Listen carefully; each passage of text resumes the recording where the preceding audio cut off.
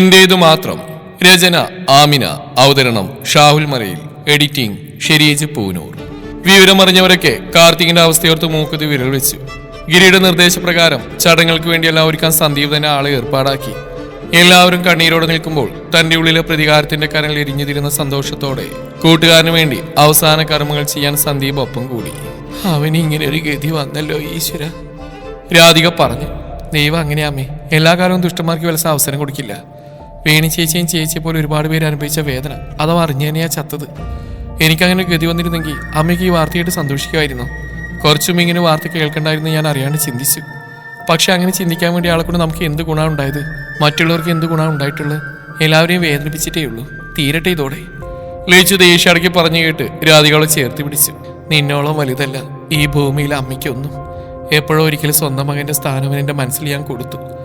ആ ഒരു വിഷമോർത്ത് അമ്മ പറഞ്ഞതാ. അവസാനിക്കട്ടെ ഇങ്ങനെ. നാട്ടുകാരുടെ ഒരുപാട് പെൺകുട്ടികളുടെയും ശാപം അവൻ്റെ മേലുണ്ട്. ദൈവത്തിന് പോലും ക്ഷമിക്കാനായി കാണില്ല. രാധിക കണ്ണൊടിച്ചുകൊണ്ട് പറഞ്ഞു. ഗൗരിയമ്മയുടെ ഇപ്പോഴത്തെ അവസ്ഥ ഓർത്ത് വിഷമമുണ്ട്. അത് അവരായിട്ട് വരുത്തി വെച്ച വിദ്യ. മതി മോളെ, പോവേണ്ടവൻ പോയി. ഇനി തളർന്നു പോയവർക്ക് ആശ്വാസം പകരാൻ നമ്മളേ ഉള്ളൂ. ഉള്ളിലെ ദേഷ്യം അവരോട് ഇനി കാണിക്കേണ്ട. ഇല്ലമ്മേ, ലച്ചു അങ്ങനെ കാട്ടുന്ന അമ്മയ്ക്ക് തോന്നുന്നുണ്ടോ? ശത്രുവിനെ പോലും സ്നേഹിക്കാനല്ലേ അമ്മ പഠിപ്പിച്ച്. അവർ ചെയ്തൊന്നും മരണം വരെ ഞാൻ മറക്കില്ല. പക്ഷെ ഞാൻ കാരണം ആരും വേദനിക്കുകയില്ല. ആനന്ദിയായിട്ട് ഒരു നിമിത്തം പോലെ എൻ്റെ മുമ്പിൽ വന്നില്ലായിരുന്നെങ്കിൽ എൻ്റെ അവസ്ഥ, ഈ വീടിൻ്റെ അവസ്ഥ, അതാ എൻ്റെ മനസ്സിൽ. അമ്മ വിഷമിക്കേണ്ട, ഇതൊന്നും ഞാൻ ആരോടും കാണിക്കില്ല. സന്ദീപ് വരാന്നല്ലേ പറഞ്ഞ്. ഇനി ഏതായാലും ഇപ്പോൾ തിരിച്ചൊന്നും വരവ് നടക്കില്ല. മോളൊരു കാര്യം ചെയ്യും, 2 ജോഡി ഡ്രസ്സ് കൂടി എടുത്തു വെക്ക് എല്ലാവരുടെയും. രാധിക പറഞ്ഞു. ലച്ചു ഡ്രസ്സ് ഒരു ബാഗിലാക്കി വെച്ചു. സന്ദീപ് അവർ കൂട്ടാൻ വന്നു. അവർ നേരെ ശങ്കറിന്റെ വീട്ടിലേക്ക് പോയി. നാട്ടുകാരെല്ലാവരും വിവരറിഞ്ഞവരുടെ വീട്ടിൽ തടിച്ചുകൂടിയിട്ടുണ്ട്. എല്ലാവരും കാർത്തികിന്റെ ജീവിതത്തെക്കുറിച്ച് രഹസ്യമായി അടക്കം പറയുന്നത് നെഞ്ചുപൊട്ടുന്ന വേദനയോടെ കേട്ടു നിൽക്കാൻ മാത്രമേ ശങ്കറിനായുള്ളൂ. ആംബുലൻസ് വന്നതും ആളും ബഹളവും കൂടി. പോലീസ് വന്ന് എല്ലാവരെയും മാറ്റി നിർത്തി. ബോഡി ഇറക്കിയതും വല്ലാത്ത സ്മെല്ല് അവിടെ ആകെ നിറഞ്ഞു. രാധികയും ലച്ചുവും അത് കണ്ട് അറിയാതെയാണെങ്കിൽ അവരുടെ കണ്ണുകൾ നിറഞ്ഞു. വെറുപ്പിനിടയിൽ അവസാനമായി കാണിച്ച മനുഷ്യത്വം അത്രമാത്രം. വിവരമറിഞ്ഞ ആനന്ദ് വീട്ടുകാരും എല്ലാവരും എത്തി. അച്ഛനു വേണ്ടി കർമ്മങ്ങൾ ചെയ്യാനുള്ള മകന്റെ കർമ്മങ്ങൾ ചെയ്യേണ്ടി വന്ന അച്ഛന്റെ ദയനീയത ശങ്കറിന്റെ മുഖത്ത് നിറഞ്ഞു നിന്നു. പതിരിപ്പോകുന്ന കാലടിയോടെ നടക്കുന്ന അയാൾക്ക് താങ്ങായി ഗിരി ഒപ്പമുണ്ടായിരുന്നു. കർമ്മങ്ങളെല്ലാം മുറ പോലെ നടന്നു. കാർത്തികിന്റെ ചിതക്ക് തീ കൊളുത്തുമ്പോൾ ശങ്കറിന്റെ കൈകൾ വിറച്ചു. അവന് ആദ്യമായി ഏറ്റുവാങ്ങിയതോർത്ത് അയാളുടെ ഹൃദയം പിടഞ്ഞു. തന്റെ വളർത്തു ദോഷം കൊണ്ട് നഷ്ടമായ മകന്റെ ജീവിതം അയാളുടെ മുന്നിൽ എരിയുന്ന കനൽ പോലെ ഉള്ളിലും ആളിക്കത്തി. തീ കൊളുത്തിയതും ശങ്കർ തളർച്ചയോടെ ഗിരിയുടെ ദേഹത്തേക്ക് വീണ് ആർത്തു വിളിച്ച് കരഞ്ഞു. അയാളുടെ കരച്ചിൽ കൂടി നിൽക്കുന്നവർക്ക് മുഴുവൻ നോക്കി നിൽക്കാനേ ആയുള്ളൂ. എന്റെ തെറ്റാ, എല്ലാം എന്റെ തെറ്റാ, വളർത്തി എന്റെ തെറ്റ്. അച്ഛൻ കാരണം തന്നെ നിനക്ക് ഇങ്ങനെ ഗതി വന്നല്ലോടാ മോനെ. ജീവിക്കേണ്ട എനിക്കിനി നിന്റെ കൂടെ ഞാനും വരും മോനെ. നിന്റെ ഒറ്റക്ക് വീടില്ല അച്ഛൻ. അയാൾ നിലവിളിച്ചുകൊണ്ട് തീയിലേക്ക് കാഞ്ഞതും ഗിരി ഞെട്ടിലോടെ ശങ്കറിനെ പിടിച്ചു മാറ്റി. വീട്, എനിക്ക് പോണം അവന്റെ കൂടെ. ഞാൻ കാരണം എന്റെ മോനെ ഗതി വന്ന്. എനിക്കിനി ജീവിക്കണ്ട. ശങ്കർ കരഞ്ഞു. ഗിരി അയാളെ സമാധാനിപ്പിക്കാൻ ശ്രമിച്ചെങ്കിലും അതിന് മാറ്റമൊന്നും വന്നില്ല. തളർച്ചയോടെ ശങ്കർ തറയിലേക്ക് വീണു. അബോധാവസ്ഥയിലായ ശങ്കറിനെ എല്ലാവരും കൂടി താങ്ങി അകത്തേക്ക് കിടത്തി. പാതി മയക്കത്തിൽ എന്തൊക്കെ അയാൾ പറയുന്നുണ്ടായിരുന്നു. ഉച്ചയോടെ ഏകദേശം ആൾക്കാരെല്ലാം തിരിച്ചുപോയതും അടുത്ത ബന്ധുക്കളും പുകയുന്ന ചിതയും മാത്രം അവശേഷിച്ചു. ലച്ചു റൂമിലെ ജനലിൽ കൂടി കാർത്തികിന്റെ ചിതയിലേക്ക് നോക്കി നിൽക്കുകയായിരുന്നു. ലച്ചു, ആനന്ദിന്റെ ശബ്ദം കേട്ടതും അവളോടെ തന്നെ നിന്നു. ആനന്ദ് ഭയത്തോടെ അവിടെ അടുത്തേക്ക് വന്നു. ലച്ചുവിന്റെ നോട്ടം കണ്ടതും അവൻ അവളെ നോക്കി അവളുടെ തോളിൽ പിടിച്ചു. ലച്ചു, നീ എന്താ വിളിക്കുന്നു? വാ. ഞാൻ കണ്ടോട്ടെ ഏട്ടാ, കണ്ണു നിറച്ച്. അവന്റെ അവസാനം ഇനി കാണാൻ പറ്റില്ലല്ലോ. എന്റെ ഉള്ളിലെ കനലുകളാ ഇന്ന് ആ ചിതയിൽ എരിഞ്ഞു തീർന്ന്. ലച്ചു പറഞ്ഞതും ആനന്ദ് ചുറ്റും നോക്കി അവളെ ചേർത്ത് പിടിച്ചു. മതി നോക്കിയത്, വാ. ആള് നിർബന്ധിച്ച് അവിടുന്ന് കൂട്ടി അവൻ ഹാളിലേക്ക് നടന്നു. അല്ലെങ്കിൽ തന്നെ അവന് ഈ ഗതി വന്നില്ലെങ്കിലേ ഉള്ളൂ അതിശയം. അങ്ങനെ ആയിരുന്നല്ലോ കയ്യിലിരിപ്പ്. എത്ര പെൺപിള്ളേരുടെ ജീവിതം ആ ചെക്കനെ ഇല്ലാണ്ടാക്കിയേ. അതിനൊത്ത തന്തയും തള്ളയായിരുന്നു സപ്പോർട്ട് എന്നാ കേൾക്കണേ. സ്വന്തം ആങ്ങളിയുടെ മോളെ വരെ മോന് കൂട്ടിക്കൊടുക്കാൻ നിന്ന ആളാ ഗൗരി. ബന്ധുക്കൾ തന്നെ പരസ്പരം പറയുന്ന കേട്ട് ലച്ചു ആനന്ദിന്റെ മുഖത്തേക്ക് നോക്കി. അത് കണ്ടത് അവൻ കണ്ണടച്ച് കാണിച്ചു. വാ, ആൾക്കാരിങ്ങനെയാ. വാചേടി കുറവൊന്നുമില്ല. എന്നാൽ ഈ പറയുന്നവരാരെങ്കിലും ആ സമയത്ത് ഒരു വാക്കുകൊണ്ട് പോലും ആശ്വസിപ്പിക്കാൻ കാണില്ല. അവൻ പോയിട്ട് ഇനി എന്ത് പറഞ്ഞിട്ട് കാര്യം? ആനന്ദ് പറഞ്ഞാൽ ലച്ചു അത് കേട്ട് മൂളി. അമ്മേ. ആനന്ദിനെ അമ്മയെ കണ്ട് ലച്ചു ചിരിച്ചുകൊണ്ട് അടുത്തേക്ക് ചെന്ന് കെട്ടിപ്പിടിച്ചു. മോളെ വിഷമിക്കേണ്ട കേട്ടോ. അവൾക്ക് എന്ത് വിഷമം? ഞങ്ങളുടെ കല്യാണം നീളുന്നില്ല വിഷമേ അവൾക്കുള്ളൂ. ആനന്ദ് പറഞ്ഞു. അമ്മ അവന്റെ കൈക്ക് ഒരു അടി വെച്ച് കൊടുത്തു. മരണ വീട്ടിൽ നിന്നാണ് ഇങ്ങനെ പറയുന്നത്? മരിച്ചത് പുണ്യാത്മാവൊന്നല്ലോ. എന്നാലും നീ മിണ്ടണ്ട. നമ്മുടെ ദേഷ്യം ഇനി പോയവരോട് കാട്ടണ്ട. എല്ലാം മറന്നേക്ക്. പിന്നെ മോളെല്ലാവർക്കും സമാധാനം പകർന്നു കൊടുക്കണം. മോളുടെ ഗൗരിയമ്മയും മാമനൊക്കെ മോളോട് കാണിച്ച് ഒരിക്കലും മറക്കാനാവാത്താണെന്ന് അറിയാം. ഇനി അതൊന്നും ഉള്ളിൽ വെക്കേണ്ട. മകൻ നഷ്ടമായ അവർക്ക് മോള് വേണം ആശ്വാസം പകരാൻ. തെറ്റെല്ലാവരുടെ അടുത്തും ഉണ്ടാവും. അങ്ങനെ കണ്ടാൽ മതി. നിങ്ങൾ അവരെ തിരിച്ച് ജീവിതത്തിലേക്ക് കൊണ്ടുവരേണ്ടത്. സത്യം ഉൾക്കൊള്ളുമ്പോൾ സ്വയം തെറ്റവർ മനസ്സിലാക്കും. അമ്മയുടെ കവിളിൽ തലോടിക്കൊണ്ട് പറഞ്ഞു. എനിക്കറിയാമേ, നീ ഇങ്ങനെ ക്ലാസ് എടുക്കാൻ ഇവൾ കൊച്ചുകുട്ടിയൊന്നല്ലല്ലോ. കൊച്ചുകുട്ടി അല്ലെങ്കിലും എനിക്കവള് മോള് തന്നെയാണ്. അതുകൊണ്ടാണ് ഞാൻ ഇതൊക്കെ പറയുന്നത്. അത് പറഞ്ഞാൽ നിനക്ക് മനസ്സിലാവില്ല. അമ്മ പറഞ്ഞു. സുമതി മുഖം തിരിച്ചു. അമ്മ വിഷമിക്കേണ്ട, ഞാനെല്ലാം കണ്ടും കേട്ട് നിന്നോളാം. എന്നാ പിന്നെ ഞങ്ങൾ ഇറങ്ങട്ടെ മോളെ. എന്തെങ്കിലും ആവശ്യമുണ്ടെങ്കിൽ വിളിക്കണം. ആരെയും കാവ്യം പ്രിയും തനിച്ചേ ഉള്ളൂ വീട്ടിൽ. അതുകൊണ്ടാണ് ഞങ്ങൾ വേഗം പോകുന്നത്. അത് സാരില്ല, എന്തെങ്കിലും ആവശ്യമുണ്ടെങ്കിൽ വിളിക്കാം. പിന്നെ ഇവിടെ ഏട്ടനുണ്ടല്ലോ. ലച്ചു പറഞ്ഞു. അവർ രാധികയോടും പറഞ്ഞിറങ്ങി. നന്ദു, മരണ വീടാണെന്ന് മറക്കണ്ട. നാട്ടുകാരെ കൊണ്ട് ഓരോന്നും പറയിപ്പിക്കരുത്. രാത്രിയാവുമ്പോൾ വീട്ടിലേക്ക് വരണം. അമ്മ അവന് നോക്കി പറഞ്ഞു. ആനന്ദ് ദയനീയതയോട് അമ്മയെ നോക്കി. എന്നാ പിന്നെ ഞങ്ങൾ ഇറങ്ങട്ടെ രാധികയെ. ശങ്കർ ഉണരുമ്പോൾ പറഞ്ഞേ കേട്ടോ. വന്ന ബന്ധുക്കൾ അത് പറഞ്ഞു പോയതും രാധിക അവരെ നോക്കി തലയാട്ടി. പണം മാത്രം ഉണ്ടായിട്ട് കാര്യമില്ല. ആവശ്യം വരുമ്പോൾ ചേർത്ത് പിടിക്കാൻ ആരെങ്കിലുമൊക്കെ വേണമെങ്കിലേ നല്ല സമയത്ത് ബന്ധങ്ങൾ നിലനിർത്തണം. അതെങ്ങനെയാ? കൊന്നും കൊല വിളിച്ച് പണം ഉണ്ടാക്കാനല്ലായിരുന്നു ഓട്ടം. പോകുന്നവർ പറഞ്ഞുകൊണ്ട് പോകുന്നേട്ട് രാധിക നിശ്വാസത്തോടെ നിന്നു. അകത്തേക്ക് കയറാൻ തിരിഞ്ഞതും എല്ലാം നഷ്ടമായവനെ പോലെ അതൊക്കെ കേട്ടിരിക്കുന്ന ശങ്കറിനെ കണ്ട് രാധികയുടെ ഉള്ളുകാളി. ഏട്ടാ, ഞാൻ കേട്ടു. അവര് പറഞ്ഞില്ലെന്താ തെറ്റല്ലേ? എല്ലാം എൻ്റെ തെറ്റാ. ശങ്കർ കരഞ്ഞുകൊണ്ട് പുറത്തേക്ക് ഇറങ്ങിയതും രാധിക അയാളുടെ കൂടെ ചെന്ന് കാർത്തികിന്റെ കത്തിയാവുന്ന ചിതയിലേക്ക് നോക്കി അയാൾ നിശ്ചലനായി നിന്നു. കണ്ണുകൾ നിറഞ്ഞൊഴുകി. ഞാനൊന്നും ചെയ്യില്ല. എൻ്റെ മോൻ്റെ കൂടെ കുറച്ചു നേരം ഞാൻ ഒറ്റയ്ക്ക് ഇരുന്നോട്ടെ. ശങ്കർ വേദനയോട് പറഞ്ഞു. അയാളെ നോക്കി രാധിക തിരിഞ്ഞടന്നു. ഗിരിയും സന്ദീപും ഹോസ്പിറ്റലായിരുന്നു. ശങ്കറിന്റെ അവസ്ഥ കാരണം ഗൗരിയെ തനിച്ച് ഹോസ്പിറ്റലാക്കാൻ അവർക്ക് തോന്നിയില്ല. എപ്പോഴെങ്കിലും ബോധം വരുമ്പോൾ അടുത്ത ആരെങ്കിലും ഉണ്ടാവണമെന്ന് അവർക്ക് തോന്നി. ഗിരി ഭിത്തിയിലേക്ക് ചാരി കണ്ണുകൾ അടച്ചിരുന്നു. ഗൗരി അറിയുമ്പോൾ അവിടെ ഇനിയുള്ള അവസ്ഥ എന്താവുമെന്ന ഭയം അയാളെ വല്ലാതെ അലട്ടി. അച്ഛാ, സന്ദീപ് ഇടച്ചയോട് വിളിച്ചോ. ഗിരി ഞെട്ടിലൂടെ കണ്ണു തുറന്നു. എന്താ? അച്ഛൻ്റെ കയ്യിൽ പൊള്ളലുണ്ടല്ലോ. സന്ദീപ് പറഞ്ഞ ഗിരി കയ്യിലേക്ക് നോക്കി.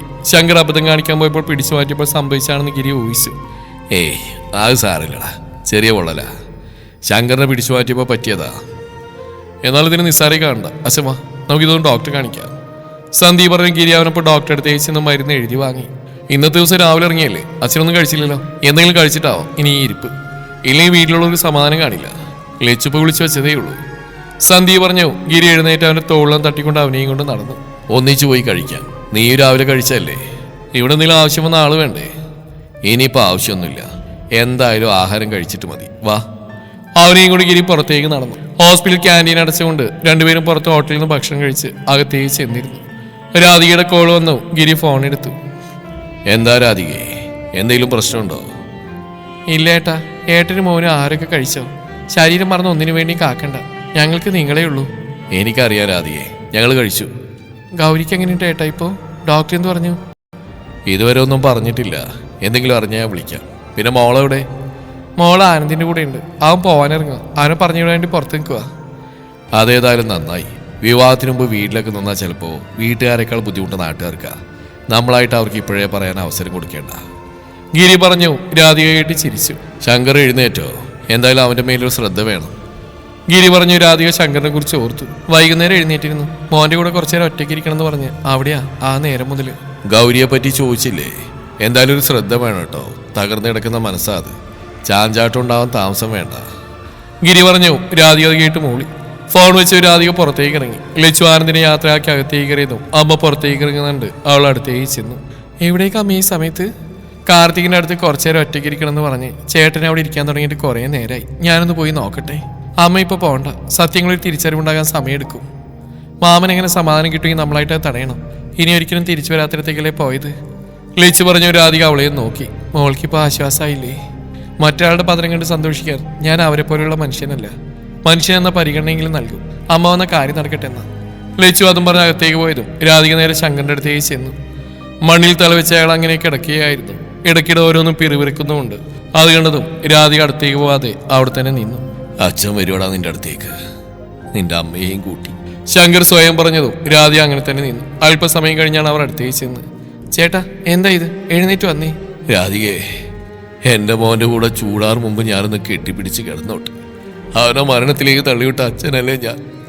ശങ്കർ വിങ്ങിക്കറിഞ്ഞുകൊണ്ട് പറഞ്ഞു. അതൊക്കെ ചേട്ടന് തോന്നല. ദൈവം വിളിക്കുമ്പോൾ നമ്മളെല്ലാം പോവേണ്ടവരാ. അതിനി സ്വയം കുറ്റപ്പെടുത്തിയിട്ട് കാര്യമില്ല. അവിടെ ഹോസ്പിറ്റലിൽ ഒരാൾ കിടക്കുന്നുണ്ട്. അങ്ങനെ ഒരു ചിന്തയുണ്ട് ഏട്ടന്. ഗൗരിക്ക് ധൈര്യം പറഞ്ഞു കൊടുക്കേണ്ട ആൾ ഇങ്ങനെയാണെങ്കിൽ അറിഞ്ഞ അവൾ സഹിക്കാൻ തോന്നുന്നുണ്ടോ? രാധിക പറഞ്ഞു. ശങ്കർ വേഗം അവിടെ നിന്ന് എഴുന്നേറ്റു. നിവർന്നു നിൽക്കാൻ നോക്കിയിട്ട് അതിനാവാത്ത പോലെ അയാൾ മുന്നോട്ടാഞ്ഞതും രാധിക പിടിച്ചു നിർത്തി. മണിക്കൂറുകൾ കൊണ്ട് അവശനായിരുന്നു അയാൾ. ഗൗരിയെ രക്ഷിക്കണം എനിക്ക്. ഞാൻ അവളുടെ കാര്യം മറന്നുപോയി. കാണണം എനിക്ക്. ഒറ്റക്കാവളവിടെ. ശങ്കർ അവരെ കയ്യിൽ നിന്ന് കുതിരയതും രാധിയെ കഴിയുന്ന പോലെ പിടിച്ചിർത്തി. ചേട്ടൻ നൽകാൻ എവിടേക്കും പോകണ്ട. അവിടെ ഗിരിയേട്ടനും സന്ദീപും ഉണ്ട്. ഏട്ടൻ വന്ന് എന്തെങ്കിലും കഴിച്ചൊന്ന് മയങ്ങ്. രാവിലെ ആകുമ്പോൾ കുറച്ച് ആശ്വാസം കിട്ടും. എൻ്റെ മോൻ ഇവിടെ ഒറ്റയ്ക്ക് കിടക്കുമ്പോൾ ഞാൻ എങ്ങനെയാ രാധികയെ ആഹാരം കഴിക്കുന്നു, ഉറങ്ങുന്നു? നിങ്ങൾക്കൊക്കെ അവൻ്റെ ശല്യം പോയി കിട്ടിയല്ലേ? സന്തോഷമായിരിക്കുമല്ലോ എല്ലാവർക്കും. കൂടപ്പിറപ്പിന് താങ്ങി വേണ്ട സാഹചര്യം വരുമ്പോൾ താങ്ങി നിർത്താനേ ഞങ്ങൾ നോക്കിയിട്ടുള്ളൂ. പിന്നിൽ നിന്ന് ചവിട്ടാൻ ശ്രമിച്ചിട്ടില്ല. ലച്ചു അത് പറഞ്ഞു വന്നതും രാധിക അവളെ തുറച്ചു നോക്കി. ശങ്കർ അവൾ പറഞ്ഞിട്ട് തലതാഴ്ത്തി കരഞ്ഞു. മാമൻ പറയുന്ന പോലെ ആയിരുന്നെങ്കിൽ ഈ സാഹചര്യത്തിൽ ഞങ്ങളിവിടെ നിൽക്കില്ലായിരുന്നു. എല്ലാവരും കൂടി നിങ്ങളെ ഒറ്റപ്പെടുത്തിയേനെ. വന്നവരിൽ ആരെങ്കിലും ഇവിടെ ഉണ്ടോ എന്ന് നോക്കിക്കേ. ആരുമില്ല, ഞാനും അമ്മയും മാത്രം. ആന്താ മാമനെ ഓർക്കാത്തേ? മോളെ, ചേട്ടൻ്റെ അവസ്ഥ അറിയില്ലേ? വിഷമം കൊണ്ട് പറഞ്ഞതാ. എനിക്കറിയാമേ, മാമനെ സമാധാനിപ്പിക്കാനല്ലേ നമ്മളൊക്കെ ഉള്ളു. അല്ലാതെ ഇങ്ങനെ ഒരു അവസ്ഥയിൽ തനിച്ചു വിടാനല്ല ഞങ്ങൾ. ഒറ്റക്കലിൽ നിന്ന് ഓർമ്മിപ്പിക്കാനാ. സ്വന്തം അച്ഛനമ്മയെ നഷ്ടം എന്നെ കുറിച്ചൊന്ന് ആലോചിച്ച്. ജന്മം നൽകിയവരുടെ മുഖം കാണാൻ പോലും എനിക്ക് കഴിഞ്ഞിട്ടില്ല. ലേച്ചു പറഞ്ഞു. ശങ്കര കേട്ട് ഞെട്ടിത്തെരിച്ചുകൊണ്ട് അവളെ നോക്കി. എല്ലാം ഞാൻ അറിഞ്ഞു. ഇനി അറിയാനൊന്നുമില്ല. സ്വയം തകരുമ്പോൾ എൻ്റെ കാര്യം ഒന്ന് ഓർത്താൽ മതി. ഇപ്പൊ മാമ വന്നേ, അകത്തേക്ക് വാ. ഇനി ഇവിടെ നിൽക്കണ്ട. ലേച്ചു അത് പറഞ്ഞ അയാൾ അകത്തേക്ക് നടത്തിച്ചു. ശങ്കർ തളർച്ചയോടെ അകത്തേക്ക് നടന്നു. വിവരങ്ങളൊക്കെ ഞാൻ അറിഞ്ഞ ഇപ്പോഴാ. കുറച്ചുകൂടി നേരത്തെ അറിഞ്ഞിരുന്നെങ്കിൽ എൻ്റെ വരവ് ഞാൻ കുറച്ചുകൂടി വൈകിപ്പിച്ചേനെ. എല്ലാം പെട്ടെന്നായിരുന്നു. പ്രതീക്ഷിക്കാതെ ഇങ്ങനെ വാർത്ത കേട്ടോ അങ്ങോട്ടേക്ക് പോയതും. നീ ഇന്നലെ വരുന്നൊരു സൂചന പോലും തന്നില്ലല്ലോ. ഞാൻ എല്ലാവർക്കും ഒരു സർപ്രൈസ് ആയിക്കോട്ടെന്ന് എഴുതിയാൽ പറയാതെ ഇങ്ങ് പോകുന്നത്. അതിപ്പോ ഇങ്ങനെ ഒരു കണ്ടീഷനാണ് ഇവിടെ ഞാൻ അറിഞ്ഞില്ല. സുമയോട് പോലും പറയാതെയാണ് ഞാൻ വന്നത്. സുമതിയുടെ ഭർത്താവ് പ്രസാദ് പറഞ്ഞു. സുമതിയെ കേട്ട് ചിരിച്ചു. കാവ്യയുടെ അച്ഛൻ വിവാഹകാര്യങ്ങൾക്ക് വേണ്ടി നാട്ടിലെത്തിയതാണ്. എത്തിയപ്പോഴാണ് കാർത്തികിന്റെ വാർത്ത ആളറിയുന്നത്. ഇനിയിപ്പോ നീ തിരിച്ചു പോകുന്നില്ലല്ലോ അല്ലേ? പിന്നെ പോവാതെ. ഇങ്ങേക്ക് അവിടെ ജോലിയൊക്കെ ഉള്ളതല്ലേ? അതെന്താ അങ്ങനെ? മുമ്പ് പറഞ്ഞെല്ലാം തീർത്തു വരുന്നു എന്നല്ലേ? അങ്ങനെയൊക്കെ ആയിരുന്നു മനസ്സിൽ. 2 പെൺമക്കളുടെയും വിവാഹം ഒന്നിച്ച് നടത്തി കഴിഞ്ഞാൽ പിന്നെ ഞങ്ങൾക്കുള്ള എന്തെങ്കിലും ഇവിടെ ജോലി ചെയ്താൽ തന്നെ കിട്ടും. ഇപ്പൊ അങ്ങനെയല്ലല്ലോ. പ്രിയെ കൂടി ഒരാളെ ഏൽപ്പിക്കാതെ എനിക്ക് വിശ്രമം ഉണ്ടാവില്ല. പ്രസാദ് പറഞ്ഞു. അത് കേട്ട് എല്ലാവരും പ്രിയയെ നോക്കി. മോളുടെ കാര്യത്തിൽ ഞങ്ങൾക്ക് ആശ്വസിക്കാൻ എന്തെങ്കിലും വകയുണ്ടോ? അമ്മ പ്രിയയോട് ചോദിച്ചു. അവൾ എല്ലാവരെയും നോക്കിയൊന്ന് ചിരിച്ചു. മനസ്സിനെ പിടിച്ചൊരാളെ ഞാൻ കണ്ടെത്തിട്ട് ആന്റി, നിങ്ങൾ സംസാരിച്ചിരിക്കും, ഞാൻ റൂമിലേക്ക് പോവാ. പ്രിയ ചിരിച്ചുകൊണ്ട് അതും പറഞ്ഞ് മുകളിലേക്ക് കയറി ഓടി. പഴയ പ്രിയയിൽ നിന്ന് അവൾ ഒരുപാട് മാറി. പഴയ വാശിയും ദേഷ്യമൊന്നും ഇപ്പൊ അവൾക്കില്ല. പാവം, ഒരുപാട് കരഞ്ഞു. അത് ശരിയാ പല്ലവി പറഞ്ഞ്. മുമ്പെന്നോട് അവൾ സംസാരിക്കുന്നതിനെ കുറവായിരുന്നു. പക്ഷെ ഇപ്പോൾ കുറച്ചുകളായിട്ട് അവളുടെ ഫോൺ കോൾ എന്നെയും തേടി വരാറുണ്ട്. ഒരച്ഛൻ ആഗ്രഹിക്കുന്ന മകളായിട്ട് അവൾ മാറിയത് അപ്പോഴാ. അതെങ്ങനെയാ? ശരി ചെയ്യാൻ കൂടുള്ളവർ കൂടി അനുവദിക്കണ്ടേ? പ്രസാദ് സുമതിയെ നോക്കി പറഞ്ഞു. സുമതി തലാഴ്ത്തി നിന്നു. പെട്ടെന്ന് ആനന്ദ് അവിടെ കയറി വന്നു. പ്രസാദിനെ കണ്ട് ഞെട്ടി നിന്നു. പെട്ടെന്നൊരു ചിരിയോടെ അവനെ അയാളെ കെട്ടിപ്പിടിച്ചു. അങ്കിളപ്പോന്നു ഒരു മുന്നറിയിപ്പില്ല എന്താ? ആനന്ദ് ഞെട്ടൽമാരി സന്തോഷത്തോടെ ചോദിച്ചു. എല്ലാവരെയും ഒന്ന് ഞെട്ടിക്കാൻ നേരത്തി വന്നാടോ. ഇവിടെ എത്തിയപ്പോഴാ കാര്യങ്ങളൊക്കെ അറിഞ്ഞ്. അവിടെ എങ്ങനെ ഉണ്ടാ മോനെ? അയാൾക്ക് ബോധം വന്നോ? ചോദിച്ചു. ആനന്ദൊന്ന് മൂളി. പ്രതീക്ഷ പ്രശ്നമൊന്നുമില്ല. ലച്ചുവിന്റെ അച്ഛനും സന്ദീപ് ഹോസ്പിറ്റലില്ല. പിന്നെ വീട്ടിലുള്ള ആൾക്ക് കാവലിക്ക് എല്ലാം പറഞ്ഞ് 2 പേരുണ്ടല്ലോ. വന്നവരൊക്കെ പോയി. കർമ്മഫലം എന്ന് പറയുന്ന ഇതാ. അമ്മാതിരി ചെയ്തല്ലേ കാണിച്ചു കൂട്ടിയ തന്തയും മോനും തള്ളയും കൂടി. സുമതി പറഞ്ഞു. എല്ലാവരും അവരെയും നോക്കി. ആ ഇത് തന്നെയാ പറഞ്ഞ് കൊടുക്കുന്നത് തിരിച്ചിട്ടൂന്ന്. ആ ബോധം എല്ലാവർക്കും ഉണ്ടാവണം. പ്രസാദ് പറഞ്ഞു. സുമതി ഉമിനീരിറക്കി അയാളെ നോക്കി. പരസ്പരം ആരും ഇവിടെ കുറ്റപ്പെടുത്തണ്ട. എന്തായാലും വിവാഹം കഴിവരെ പ്രസാദം ഉണ്ടാവും. ഇനി എന്റെ മക്കളുടെ കല്യാണം കൂടിയിട്ട് അച്ഛൻ തിരിച്ചു പോവുള്ളൂ. ആനന്ദിനെയും കാവ്യയെ ആദ്യം ചേർത്ത് പിടിച്ചുകൊണ്ട് അയാൾ പറഞ്ഞു. ഇനിയിപ്പോ പെട്ടെന്നൊരു കല്യാണത്തെ കുറിച്ച് ആലോചിക്കാൻ പറ്റില്ലല്ലോ. എല്ലാം ഒന്ന് തണുക്കട്ടെ, എന്നിട്ട് സമാധാനത്തോടെ ആവും ബാക്കിയൊക്കെ. അച്ഛൻ പറഞ്ഞു. എല്ലാവരും അതിനെ അനുകൂലിച്ചു. അവരുടെ അവസ്ഥ മനസ്സിലാക്കേണ്ടത് നമ്മളല്ലേ? അതെ അങ്കിൾ. ലച്ചുവിന്റെ അച്ഛനും അവരൊക്കെ ഒരുപാട് സങ്കടത്തില്ല. അതുകൊണ്ട് വിവാഹം കുറച്ചുകൂടി കഴിഞ്ഞാവും. അതുതന്നെയാ നല്ലത്. ഇത്രയും നാൾ ഞങ്ങൾ കാത്തില്ലേ? കുറച്ചുകൂടി കാക്കുന്നോണ്ട് പ്രശ്നമൊന്നുമില്ല. ആനന്ദ് പറഞ്ഞ കാവ്യതയായിട്ട് ചിരിച്ചു. എന്നാ പിന്നെ ഇതിനെ പറ്റിയൊരു സംസാരം വേണ്ട. തീരുമാനിച്ച പോലെ ആവട്ടെ. അച്ഛൻ പറഞ്ഞു. എല്ലാവരും സമ്മതത്തോടെ അവരെ ജോലി നോക്കി പോയി. ആനന്ദ് റൂമിലേക്ക് പോയി ഫ്രഷായി ഇറങ്ങിയതും പ്രിയ അവനുള്ള കോഫിയുമായി വന്നു. ഇതാ നന്ദു. അവൾ നീട്ടിയത് അവനത് വാങ്ങി. പ്രിയ മടിച്ചു മടിച്ചു നിൽക്കുന്നുണ്ടോ. ആനന്ദ് അവളെ നോക്കി. എന്തുപറ്റി? നിനക്ക് എന്തെങ്കിലും പറയാനുണ്ടോ പ്രിയ? ആനന്ദ് ചോദിച്ചപ്പോൾ അവൾ പെട്ടെന്ന് ഞെട്ടി അവനെ നോക്കി. അത് പിന്നെ നന്ദു, എനിക്ക് പറയൂ പ്രിയ, എന്തെങ്കിലും ഉണ്ടെങ്കിൽ. അത് പിന്നെ എനിക്കൊരു കാര്യം പറയാനുണ്ട്. പക്ഷെ അതിനുള്ള സമയമായിട്ടില്ല. എന്നാലും നിന്റെയും ലച്ചുവിൻ്റെ വിവാഹ ദിവസം ഞാനത് പറയാം. എന്നാ പിന്നെ ഞാൻ പോട്ടെ. പ്രിയ അത് പറഞ്ഞു പോയതും ആനന്ദ് മനസ്സിലാവാതെ അവളെ നോക്കി. അവനത് വിട്ട് നേരെ ബെഡിലേക്ക് ഇരുന്നു. അവന്റെ ഉള്ളിലേക്ക് ശങ്കറിന്റെ മുഖം കടന്നു വന്നു. ഇനി ഈ കേസുമായി അയാൾ മുന്നോട്ട് പോയാൽ അത് ചിലപ്പോൾ എല്ലാവരെയും ഒരുപോലെ ബാധിക്കും. വീണ്ടും തിളഞ്ഞൊടുങ്ങിയ ഓരോ കൊച്ചു സന്തോഷം അസ്തമിക്കും. അങ്ങനെ ഉണ്ടാവാതിരിക്കാൻ എന്തെങ്കിലും ചെയ്യണം. അവൻ ആ ചിന്തയോടെ ബെഡിലേക്ക് കിടന്നു. പതിയെപ്പോഴോ മയങ്ങിപ്പോയി. ശങ്കർ മകനെ ഓർത്ത് തേങ്ങുമ്പോൾ അയാൾക്ക് ഇരുവശത്തും ലച്ചുരാധികയും ഒരു താങ്ങ് പോലെ അയാളെ സമാധാനിപ്പിച്ചുണ്ടായിരുന്നു. സത്യങ്ങളുമായി അയാളുടെ മനസ്സ് പൊരുത്തപ്പെട്ട് തുടങ്ങിയിരുന്നു. പതിയെ ആ തേങ്ങൽ നിശബ്ദത്തിലേക്ക് മാറിയതും ലച്ചുരാധിക ഇരുന്നിടന്ന് എഴുന്നേറ്റ് അയാളെ നോക്കി. രണ്ടുപേരുടെയും മുഖത്തപ്പോൾ ദയനീയം നിറഞ്ഞ നോട്ടം മാത്രമായിരുന്നു. പിറ്റേന്ന് രാവിലെ തന്നെ കഴിഞ്ഞ ദിവസം വന്ന കുറച്ച് ബന്ധുക്കൾ വന്ന് അയാളെ കണ്ട് പലതും പറഞ്ഞു പോയി. ഒറ്റയ്ക്ക് ആലോചനയിലിരിക്കുന്ന ശങ്കരനെ കണ്ടതും ലച്ചു അടുത്തായി വന്നിരുന്നു. എന്തുപറ്റി, ഒറ്റയ്ക്കിരുന്ന് എന്താ ആലോചിക്കുന്നത്? ലച്ചു ചോദിച്ചതും അയാൾ പുറത്ത് അവശേഷിക്കുന്ന കത്തിയമർന്ന ചിതയിലേക്ക് നോക്കി. അത് കണ്ട് ലച്ചു ഒന്ന് വിശ്വസിച്ചു. കാർത്തിയേട്ടൻ കാരണം എന്റെ ജീവനായി നഷ്ടമായതെങ്കിൽ മാമനിപ്പോ ഇങ്ങനെ ഇരിക്കുമായിരുന്നോ? ലച്ചു മയമില്ലാതെ ചോദിച്ച അയാളുടെ തലതായിരുന്നു. പറ്റിപ്പോയി മോളെയല്ല. ഇപ്പൊ എല്ലാം ഓർത്ത് നഷ്ടമായതും തിരിച്ചു പിടിക്കാനാവാത്തതും ചെയ്തു കൂട്ടിയ തെറ്റുകൾ ഓർത്തും കുറ്റബോധന്റെ ഉള്ളിലുണ്ട്. എല്ലാവരുടെയും ശാപം ഞങ്ങൾക്ക് മേലുണ്ടെന്നറിയാം. മോൾ അവനോട് ക്ഷമിക്കണം, ഞങ്ങളോടും. തുടരും ഈ കഥയുടെ ബാക്കി ഭാഗം നാളെ ഇതേ സമയം.